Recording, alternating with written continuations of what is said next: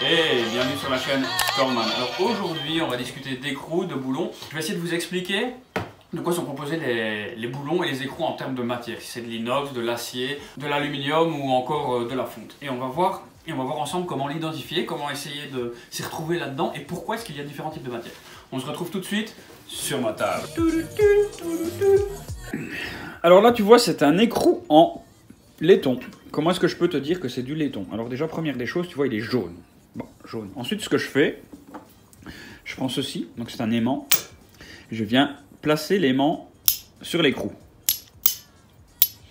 Tu vois, l'aimant ne colle pas, ou du moins n'est pas aimanté. Donc ce qui signifie en fait qu'il n'y a pas de fer. Moi je sais que c'est du laiton parce qu'il est jaune. Le laiton est souvent utilisé pour tout ce qui est raccordement d'eau, tout ce qui va nécessiter de ne pas rouiller.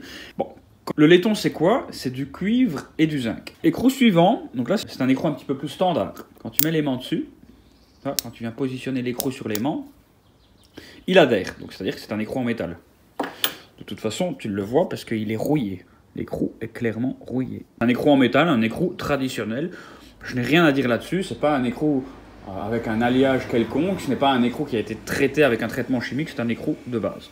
Très important aussi, c'est de regarder sur l'écrou s'il n'y a pas quelque chose d'écrit dessus. S'il n'y a rien d'écrit dessus, il n'y a rien d'écrit sur l'écrou, passe à l'écrou suivant. Alors là, c'est un écrou, tu vois qu'il est propre. Donc c'est un écrou qui a un traitement chimique. Donc ce que je fais, même chose, tu vois que c'est un écrou en métal. Par contre, il n'est pas rouillé. Pourquoi? Parce qu'il a subi un traitement chimique. Alors on va essayer de voir ce qui est écrit sur l'écrou. Tu vois, il y a quelque chose d'écrit sur l'écrou, malheureusement, on n'arrive pas à le lire. Ici aussi. Donc c'est dommage, je n'arrive pas à lire ce qui est écrit ici. Tant pis, c'est dommage. Si toi tu sais, ben dis-le moi en description. Tiens, justement, ça m'intéresse de savoir qu'est-ce qui pourrait être écrit ici sur l'écrou, puisque je n'arrive pas à le lire. J'ai essayé de chercher plusieurs choses dans Google, j'ai essayé de googliser et je n'ai pas réussi, malheureusement. Écrou suivant. Bon. Alors là, tu vois, on a un écrou borgne, c'est-à-dire que si on a un écrou, et de l'autre côté, bah, on a un petit bouchon.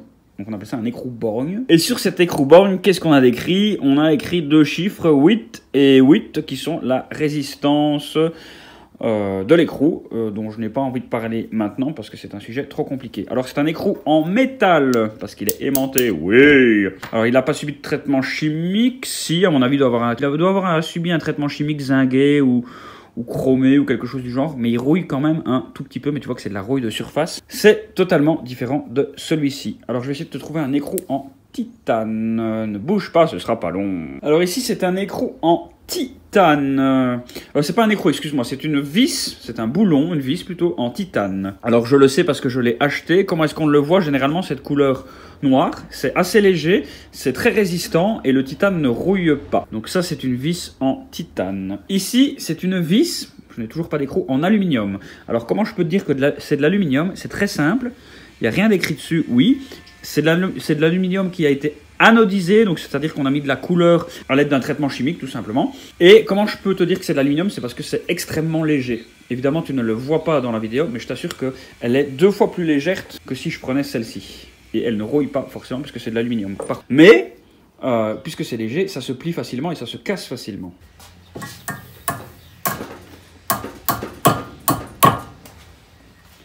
Tu vois, ça se plie très facilement. Si je prends maintenant une vis normale, plus ou moins le même diamètre,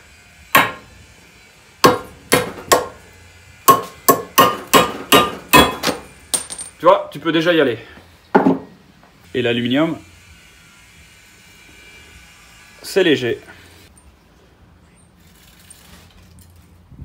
L'acier, c'est plus lourd. Bon, écrou suivant ou pièce suivante. Alors ici, tu vois, on est sur une pièce de raccordement. Bon, c'est pas vraiment un écrou, c'est une pièce de raccordement qui est en fonte, qui est très lourde, mais qui a subi un traitement chimique. Et il y a même une galvanisation à l'intérieur. Donc tu vois, c'est une pièce. Alors si je dis pas de bêtises, c'est pour le raccordement d'eau. Donc c'est un raccord d'eau qui a été traité, qui a subi un traitement chimique. Mais c'est en fonte parce que c'est relativement lourd. Et très simple, tu prends un aimant, clac, et tu vois que c'est aimanté. Et donc si c'est aimanté, c'est que c'est du métal. Il y a des particules de fer. Alors que ceci, tu vois, c'est plutôt une pièce en cuivre. C'est une pièce en cuivre où il y a un risque d'avoir du vert de gris comparativement au laiton qu'on a vu tout à l'heure. Le laiton c'est ceci, le cuivre c'est ceci. Le laiton c'est du cuivre plus du zinc, donc ça ressemble plus ou moins à ceci. Bon, ceci c'est pas du zinc, mais c'est du cuivre plus du zinc, ça te donne du laiton. Bon, c'est ici que cette vidéo prend fin. Donc tu vois qu'il y a différents types de matières qui existent. Il peut y avoir du cuivre, du laiton, du zinc, de la fonte ou encore de l'aluminium. Il y a aussi de l'inox, c'est vrai que je ne t'en ai pas parlé, mais les écrous en inox, les boulons en inox, généralement sont numérotés, sont identifiés par la numérotation A4.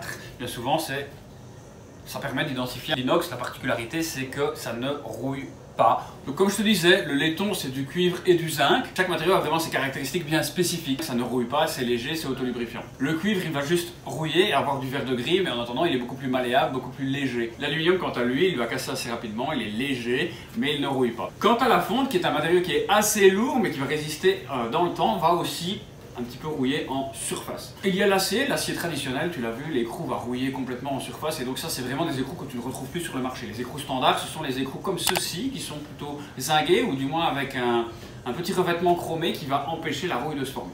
Bon, on n'a pas tout énuméré ici, j'espère en tout cas que cette vidéo va te permettre d'en savoir plus sur les différentes matières dont sont composés un écrou ou un boulon ou une vis. Si tu en sais plus, si tu as des suggestions, n'hésite pas, mets-les dans la description, je ferai peut-être une vidéo là-dessus. Si cette vidéo t'a plu, tu sais ce que tu as à faire, tu mets un pouce bleu, tu t'abonnes, tu partages, et salut!